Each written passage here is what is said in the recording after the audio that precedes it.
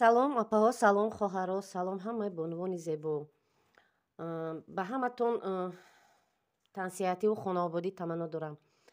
Имрӯз мехостам бо шумо як суҳбати дигар, як навори дигар дар бораи остин гап занем. Бисёри ҳамин дар комментариҳо менависанд, ки бо ҳамин остин бисёр азоб мекашанд ва проблема доранд. Бисёраш мехоҳанд фаҳмидан, ки қулфака чӣ хел мемонем. Ман мефаҳмам, ки бисёр вақт куртаи медӯзем, яке остин тангӣ мекунад, қулфак мондан.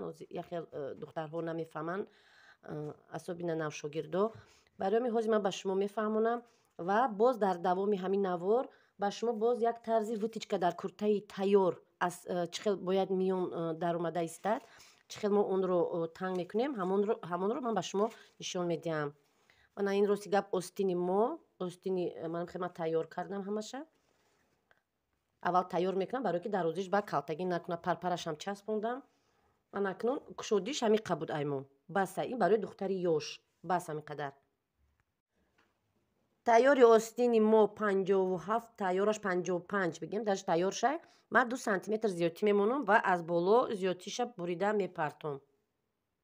Ана ин куртаи мо ки аз духтари ёш аст, аз арӯс аст, харобак, барои ин баъди остин барои ӯ бас аст. Кушодиш ҳам хел кушод мебиёд, поёни остин бояд кушод биёяд. Фақат таи кашашро хел кашида чен мекунем, ки размери проймаи ҳамон қади курта қади туғри ғалтад. Агар остин тангӣ кунад, шумо ман хел кусокҳои зиёдтиш ҳаст ку ҳавая мегирену дар чор тарафи ҳаминҷа мечаспонед. мана ин рости гап ин дигар зиёдтиш набуд, ин барои тоқичаш буд. ман ҳозир просто дар шумо хел набурида инро нишон медиҳам. вақте ки остин тангӣ мекунад, мана инҷаш камтар занҳои фарбеба тангӣ мекунад, манамин хеле кусокҳо мемонад, ки мана хел пораҳош мемонад. шумо метавонед намин 4 тақсим карда онро аз 4 тарафи остин часпонед. манам хел вақте ки остина мечаспонед, обработка карда, утю карда, баъд остина монда мана хел мекашед. дидед худаш кушодтар шуду, баъд ихе мебиёд. бо вақте ки буриде иҷаш мебурад, секунҷагӣ мемонад. ин якум тарзаш. бо он вақте мешавад, ки куртаро мечаспонему ҳамаш тайёр, остин духтагӣ, плечико духтагӣ, не ки остин тангӣ мекунад таи кашаш. он вақт чӣ кор кардан дар кор, дар давоми боз духтани остин ман боз ба шумо инро мефаҳмонам. манам ман остинро ҳозир кашидам. ҳатман ҳаминҷаш камакак бояд манам хеле чуқурак бошад. Ростаки баъдшам остин вақте медӯзед пеши куртаба остин кашол меистад. камакак манам хеле чуқурак гирифта. ҳозир ман ягон хел мерка нагирифтам, на инҷа чен кардам, на инҷа, барое ки ҳамаи ино дар остин поракунӣ дар ҳамаи навораи ман ҳаст. шумо гашта баргашта ҳамин саволҳоро метиҳед ба ман, хоҳарҷоно.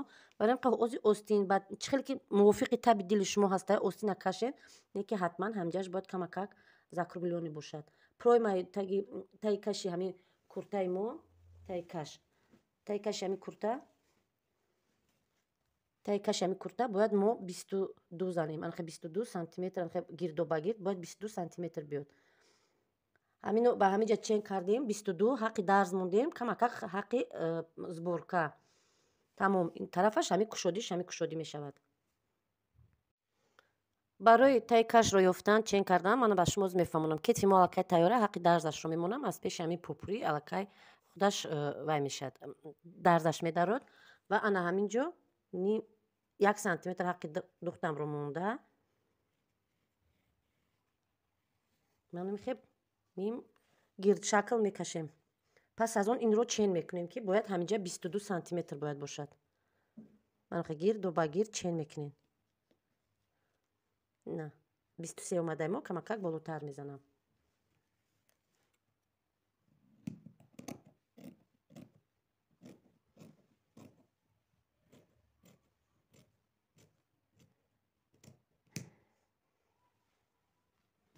ман ҳозир пешу пуштро мақсад бисёри куртоба пешаша камакага мекӯбем, ман намебурам. хай метавонем ки мисол метавонем ки ман хе камакакига фақат пешашро тоқа, манамин тарафи манамиҷаро камакак бурида гиред. пушт ай пеш зиёдтар мешавад. ман ҳозир якҷоя мемонам, шам хел медӯзам, барое ки духтарак не фарбе, не хароб, туғри мешавад дар танаш. ҳамин амалро аз остини дигариашро дар остини дигариаш ҳозир иҷро мекунем. пас аз он остинро мечаспонем. ана бонувони зебо остинро духтем. остин дарзашро ман хел часпондем, авирло карда онро утю кардему пас аз он ман ду қатор строчка давондам. Ду қатор строчка байнашро меёбем барои ин дарусти китф часпондане, ин дарз барои таги кажда часпондане. Ҷинҷакро бошад анахе тарафи хутон мекушоед ки дарз аз дарун монад, остини анамхе қапидагӣ бошед ва ду риштае ки аз ҳамин тараф аз дарун мешад ҳамонро кашида сборкара ҷамъ мекунем. Барои ки аин тараф духта мерем, вақте ҷинҷак бисёре оста кушода аин тараф мебуроем, барои ки ришта камӣ накунад, барои қа ҳамин тараф. мана аз зиёдтиш манам хе секунҷа мебурем, чихеле ки куртаро бисёр вақт медузанд, баъд манам рашотшона бисёр вақт намегиранд, яхел дузанду зиёдтӣ намемонанд, ё ки мана инҷара борик мезананд. Барои занҳои бузбала мана инҷара борик задан дар кор нестай. Мана бинед борикакай борик задан дар кор нест. Барои занҳои бузбала мана инҷора мана хе калон мезанем, мана хе калонтар мезанем, баъд ихел мебиёед. Ана акнун вақте ки чӣ бояд кард, вақте ки остин тангӣ кард, инҷаро дигар ягон кор карда намешавад. Барои ин налкаи шумо бурдагиен, барои ҳама вақт зиёдтӣ монед ва барои инҷаро туғрӣ кардан, барои остинро фаҳмидан ки чанқа кушод мондан, ҳамун 3 сантиметр ё 4 сантиметр тангӣ мекунад, қулфак мебуред. Қулфак ин хе секунҷа мешад. Секунҷа шакл мебурем, анам хе ду тараф карда секунҷа каме дарозтар биёд, то инҷа ки мана инҷаи остиншам тангӣ накунад. Расшоти ҳавай дарстонам мегиред, расшоти мебурдагӣ ки бо айсар таги кашро чанқа мебуред, ҳавайро мемонед. Аз ҳаминҷа то инҷаро дарзро канда инро дар ҳамин ҷо пайванд мекунем. Ин ном дорад қулфак.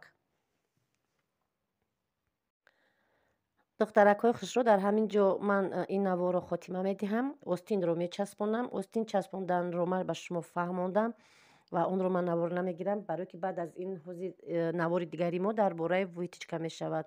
Ба унвони зебо ба апҳоатон, хоҳаротон, дугонаотон метавонед сайти маро тавсия кунед, дароянд, тамошо кунанд. Он касоне ки мехоҳанд курта духтанд ва оли духтан наметавонанд, ёд гирифтан мехоҳанд, хай ба онҳо нишон диҳед. ҳозиро чихеле ки шумо кам даромада тамошо мекунед, хай рости гап яхел саволҳои шумо дар ман ҷавоб гардонда натонистам. Куртаи ва даласкадор, халат инҷа гуфтестанд, ҳиҷ бо мана хеле чӣ мегӯянд, абая гуфтестанд. Рости гап хоҳаро, заказ шавад, иншаалло ман аз онҳо медузам. Ман барои ин рафта мисол ҳозир гирифта харида онро духтан наметавонам. Шумо ҳам бояд маро фаҳмед, шароитро фаҳмед.